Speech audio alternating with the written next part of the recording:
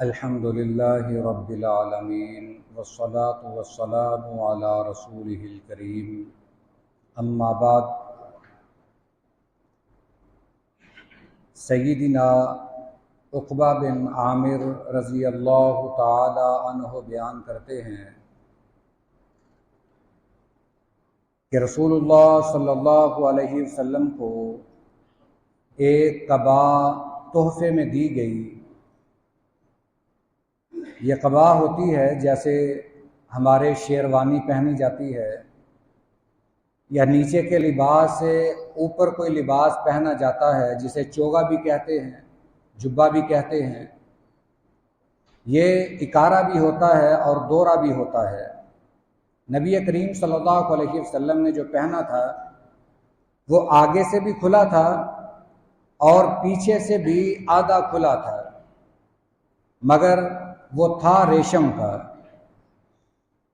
حضرت عقبہ بیان کرتے ہیں کہ نبی کریم صلی اللہ علیہ وسلم نے وہ پہن کر نماز پڑھائی۔ جب سلام پھیرا تو اس جبے کو بڑی جلدی سے ناپسند کرتے ہوئے فوراً اتار دیا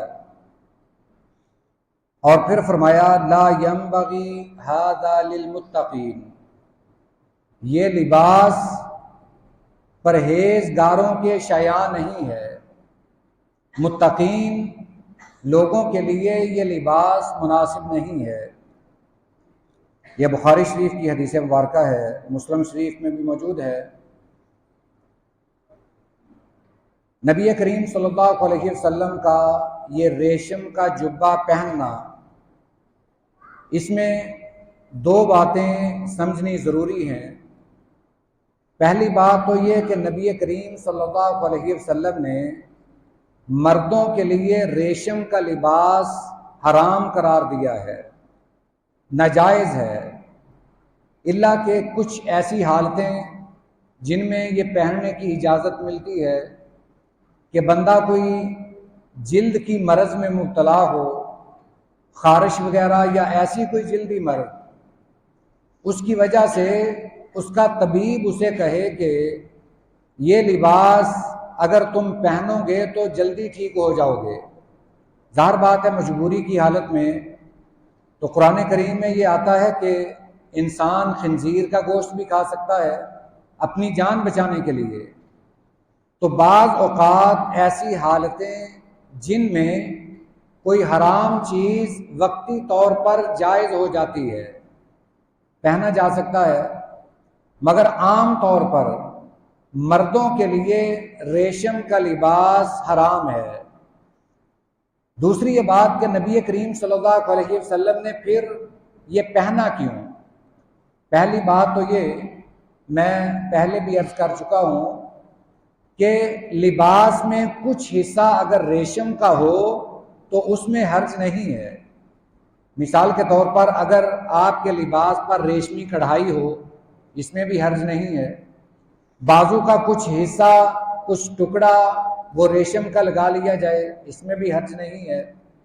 اور یہ نبی کریم صلی اللہ علیہ وسلم کا لباس نہیں تھا، آپ نے لباس کے اوپر یہ قبا پہنی تھی، یہ چوگا، یہ جبہ آپ نے اپنے لباس کے اوپر پہنا تھا، اور ویسے بھی یہ تحفے میں ملا تھا۔ جب آپ نے یہ پہن کر نماز پڑھائی، حضرت عقبہ بیان کرتے ہیں کہ آپ نے سلام پھیرنے کے فوراً بعد وہ جبے کو بڑی جلدی سے اتار دیا۔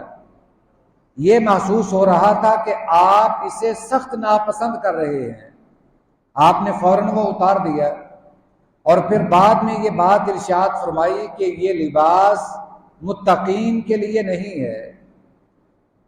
اس کا ایک مفہوم یہ بھی ہے کہ بندہ اگر فاخرانہ لباس پہن لیتا ہے اس میں تکبر آ جاتا ہے۔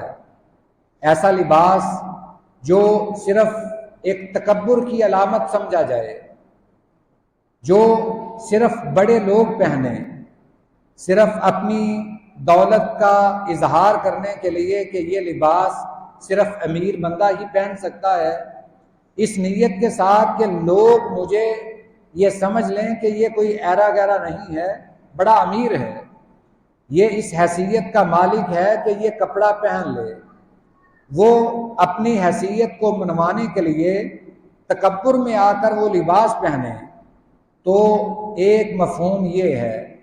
ظاہر بات ہے جو ریشم کا کپڑا پہنتا ہے اس میں یہ تکبر آ جاتا ہے کہ میرے سامنے غریب کیا چیز ہیں۔ اسی لیے آپ نے فرمایا کہ یہ لباس اگرچہ وہ لباس کا کچھ حصہ تھا، مکمل لباس نہیں تھا، آپ نے فرمایا کہ یہ متقین کے شیاں نہیں ہے، متقین کے لیے یہ لائق نہیں ہے کہ وہ ایسا لباس پہنے۔ تو اس میں ہمیں یہ تعلیم بھی ملتی ہے کہ ہم ایسا لباس پہنیں جس میں ہمیں یہ شائبہ نہ ہو کہ یہ تکبرانہ لباس ہے، ہم یہ کسی تکبر کی بنا پر پہن رہے ہیں، وہ چاہے عام لباس کیوں نہ ہو۔ بعض اوقات بندہ اپنے سوتی کپڑے کو مایا لگا کر یوں پھرتا ہے کہ جیسے میرے جیسا امیر بندہ ہی کوئی نہیں، یہ بھی منع ہے، یہ بھی تکبر میں آتا ہے۔ لازمی نہیں کہ ریشم کا لباس ہی منع ہے، جو تکبر کی بنا پر لباس پہنا جائے وہ بھی منع ہے۔ اللہ تعالیٰ سے دعا ہے اللہ ہمیں ایسے لباس سے محفوظ فرمائے، سنت کے مطابق اپنا لباس رکھنے کی توفیق عطا فرمائے۔